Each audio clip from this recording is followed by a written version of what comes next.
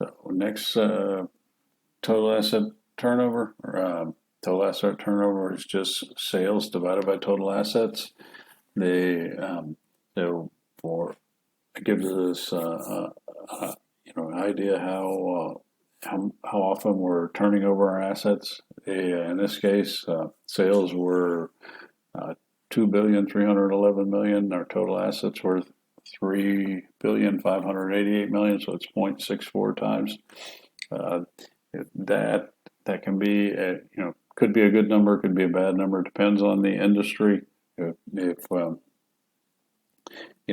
we're you if we're Apple or somebody selling software or something of that nature, the total asset turnover would probably be a whole lot higher than, for example, maybe an auto manufacturer. Auto manufacturer might have a very low total asset turnover just because of all the investment required into plant and equipment. So it's not unusual for total asset turnover to be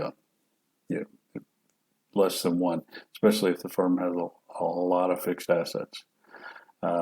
Next, we're going to move on to profitability measures. So first one, profit margin, or net profit margin is also referred to, in net income divided by sales. Both these items come from the income statement. The sales is the first item on the income statement, and net income is the bottom line, or one of the last. And you'll see dividend payments and addition to retained earnings are listed below, but the bottom line is net income to an income statement. So in our case, net income was 363 million. Sales 2,311,000,000, or 15.7%. EBITDA margin. So EBITDA is earnings before interest, taxes, depreciation, and amortization. Divide that by sale. 876 million divided by 2,311,000,000, or 37.91%. That more commonly referred to are return on assets, net income divided by total assets. Then, so 363 million of net income, and then total assets 3,588,000,000. So 10.1%. One thing to note is that when we're working with these, hold on one second here, if I can get my pen to write. So, in most cases, we'll see a decline as we go from profit margin to return on assets. And then next is return on equity. The net income divided by total equity. So net income, 363 million divided by the total equity of 2,591,000,000, or 13.91%. So what we'll typically see, or almost always see, is that the ROA will be the lowest. Then next will be return on equity, and then profit margin. So not necessarily always the case, but it also should be noted that these three are all part of the DuPont identity that we'll be working through in the next lectures. Computing market values measures.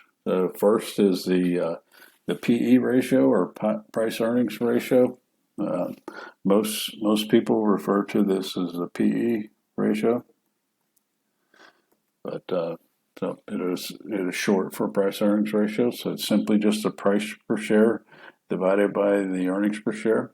So In our case, the price per share is $88 and the earnings per share were $11, so that's 8.01 times. Market to book ratio is market value per share divided by the book value per share. In this case, it's the share price $88 divided by the book value per share. So that's the 2,591,000,000 of stockholder equity divided by 33 million shares, or 1.1 times. In this case, this ratio should be greater than 1. So if it's 1, it basically means that you could liquidate the firm, and or less than 1, you could liquidate the firm and receive more money than you would have to pay for it.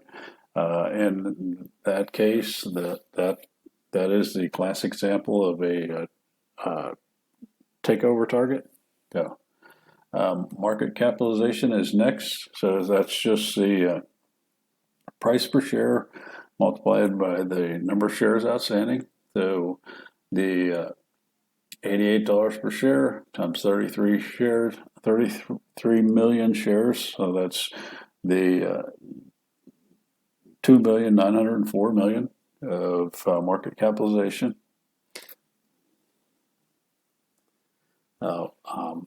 Next is enterprise value. So that's market capitalization plus the market value of interest-bearing debt minus cash. So we had market capitalization was 2,904,000,000. The market value of interest-bearing debt was 196 million plus 457. Then we subtract out our 98 million of cash, and we get enterprise value of 3,459,000,000.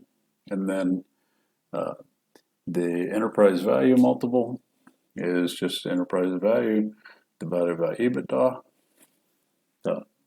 That's take the 3,459,000,000 and divide it by the 876 million of EBITDA and get 3.95 times. So next lecture we'll start with using financial statements.